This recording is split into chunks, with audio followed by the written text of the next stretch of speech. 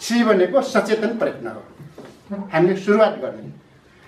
हामीले सी भनेको चाहिँ सुरुमा एउटै जाति थियो भने अहिले फेरि पछि गएर एउटै जाति किन हुन सक्दैन? हुन्छ नि त।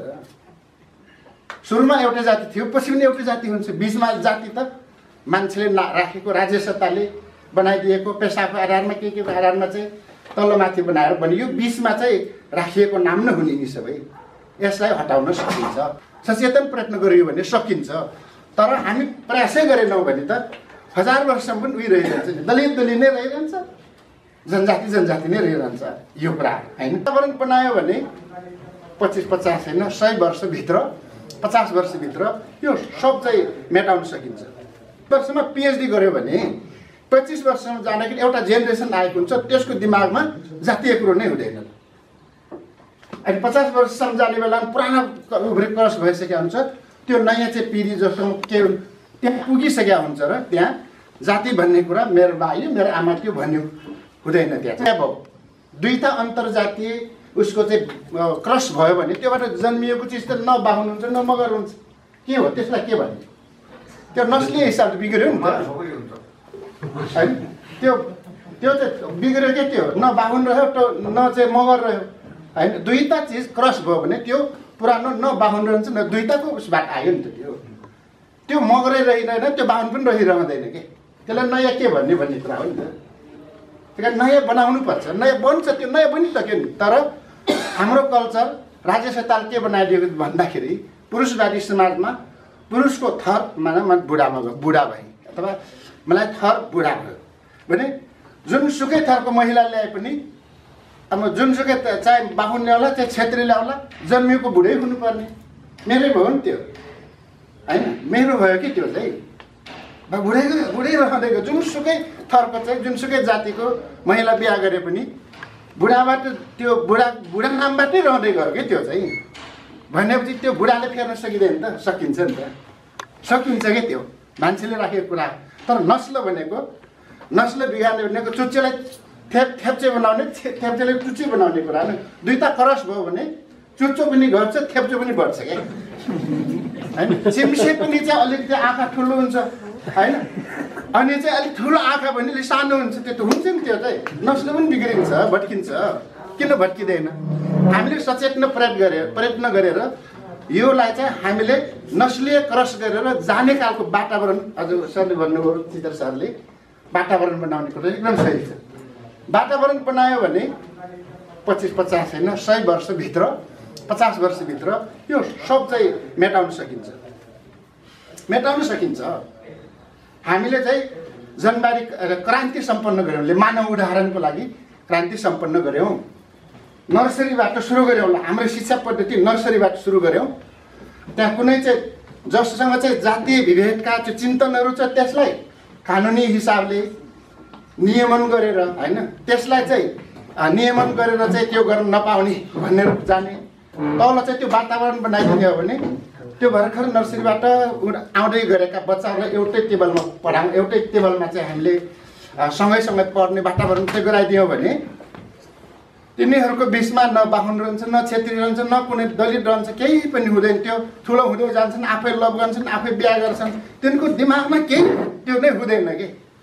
भन्यो भने पुरानो पिँढीलाई हामीले उतार्दै जाने, नयाँ त्यो पिँढी आएर चाहिँ पिएचडी 25 वर्षमा पिएचडी गर्छ।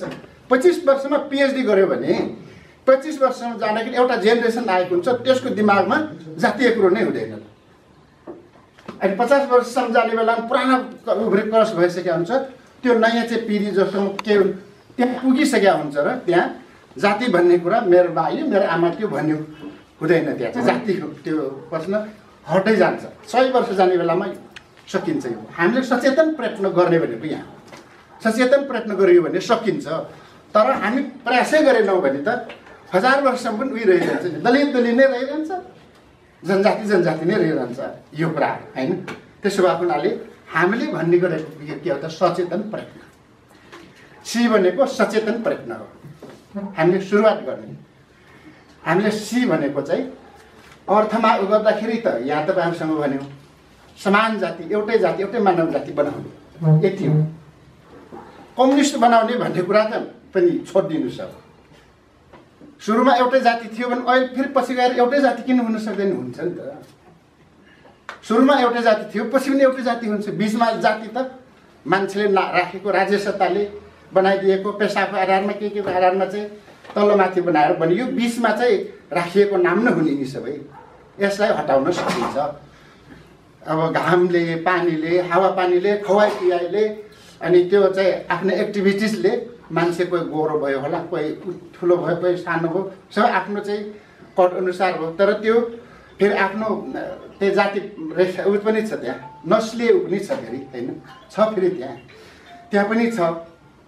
एउटै जाति भन्ने कुरा यो जातिको कुराहरू जस यो कुराहरू फेरि सरले भनेको कुरा सही हो कि नेपालमा धेरै भ्रमपूर्ण कुराहरू छन् र हामी अर्काको नकल गर्दाखेरि पनि भ्रममा पर्छौँ कि कहिलेकाहीँ हाम्रो आफ्नोपनलाई पक्र्न नसक्दाखेरि आफ्नो मौलिकतालाई पक्रेर नजाने अर्काको मात्रै देखासिकी गरेर लग्दाखेरिको कुरामा अलिकति भ्रम पैदा हुन्छ।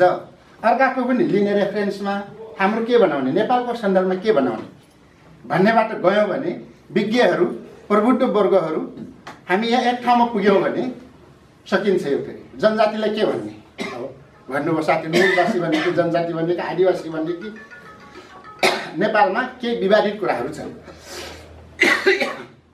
आदिवासीको विषयमा पनि केही चाहिँ छन्, अब विवादहरू छन्, होइन। अनि त्यसको जनजातिको बारेमा पनि केही विवादित कुराहरू छन्। यो छ, त्यो छ। यो विषयमा चाहिँ एकपटक नेपालका प्रबुद्ध वर्गहरू बसेर यो सबैले मिलाउनुपर्छ जस्तो लाग्छ। नेपालमा आदिवासीको बारेमा पनि विवाद छ। क्षेत्रीहरूले हामी पनि आदिवासी भन्छ, जनजातिहरू पनि आदिवासी भन्छन्।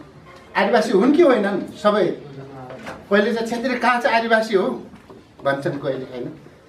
बाहुनले पनि हामी आदिवासी हौँ। सबभन्दा पहिले यहाँ चाहिँ ऋषिमुनिहरू आएर तपस्या गर्ने त बाहुनहरू पनि हामी हौँ नि।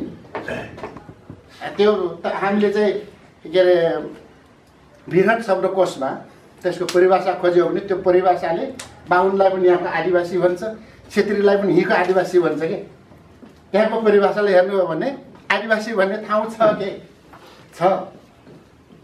क्षेत्रीले किन उयो गर्ने? मगरले अनि कर्णालीको म आदिवासी भन्दैन क्या। उहाँ चाहिँ राई लिम्बू गएर कर्णालीको आदिवासी म भन्दैन। कर्णालीको आदिवासी को हो भन्ने एउटा पर्सन छैन। त्यहाँ न मगरले भन्छ न चाहिँ बाहुन क्षेत्र के अरे उसले गुरुङले गएर भन्छ। अब त्यहाँको त हामी हौँ भन्ने भइहाल्यो नि त्यहाँ चाहिँ, होइन। किनभने नेपालको यो चाहिँ भौगोलिक संरचना बन्दाखेरि केही तराईका भूगोलहरूमा मधेसको समुदाय सहित आएको छ, पश्चिममा चाहिँ क्षेत्रीहरूको सहितको चाहिँ आएको छ। अनि यहाँ चाहिँ अरू चाहिँ यहाँका मगर, थारू, राई, लिम्बू अनि चाहिँ नेवार, तामाङ लगायतका चाहिँ यो सबैको आफ्नो आफ्नो भूगोल सहित छन्। भनेपछि चाहिँ यस्तो खालको एउटा टेरिटोरी बन्दाखेरि यहाँको अब पछि कन्ट्री सरको भाषामा, होइन, कन्ट्री बन्दाखेरि अनि यहाँ चाहिँ विभिन्न खालका चाहिँ नस्लका हामी चाहिँ समुदायहरू एक ठाउँमा आयौँ कि। हामी एक ठाउँमा आइसकेपछि यहीँ मधेस आयो, यहीँ चाहिँ सबै चाहिँ आउँदाखेरि हामी त नेपाली नागरिक, नेपाल भन्यो फेरि नेपाल भनेपछि त नेपाली नागरिक भयौँ फेरि, होइन। नेपालको नागरिक भयौँ। नेपालको नागरिक भइसकेपछि फेरि यहाँ अब एउटा आन्तरिक राष्ट्रियता भन्ने पनि हो। फेरि पृथ्वीनारायण शाहले फेरि आन्तरिक राष्ट्रियता लाग्यो भन्ने कुरा त्यो सही हो, होइन। यहाँ धेरै चाहिँ जातिहरू थिए। हामीले जाति नै भनेको छौँ। यहाँ जाति अब नेसनालिटी, राष्ट्रियता, राष्ट्र भन्दाखेरि कन्फ्युज हुने के नेपालमा। फेरि नेपाली भाषामा आउँदाखेरि चाहिँ हामी पनि यहाँ एकरूपता कायम गर्नुपर्छ। नेपाली भाषामा नेपालमा सबैले बुझ्ने जाति हो कि। बरु जाति कस्तोलाई भन्नेमा एक ठाउँमा पुग्नुपर्छ जस्तो लाग्छ। हो राष्ट्र भनेको नेसन, होइन, राष्ट्र जाति हो। नेसनालिटी पनि जाति भन्छ भने फेरि राष्ट्र भनेको त देश भन्ने। फेरि यहाँ चाहिँ देश, कुन देश, राष्ट्र, राज्य, होइन, यिनीहरूको चाहिँ परिभाषाहरू छन् अलग। त्यसलाई हामीले कसरी एक ठाउँमा लिएर बुझ्ने भन्नेमा हाम्रो अलग अलग बुझाइहरू हुँदाखेरि त्योहरू चाहिँ यहाँ थोकिन्छ माथि चाहिँ हाम्रा बुझाइहरूको अन्तरले थोकिने गर्छ। यसलाई एक ठाउँमा छलफल गरेर एक ठाउँमा चाहिँ छलफल गर्नुपर्छ भन्ने लाग्छ।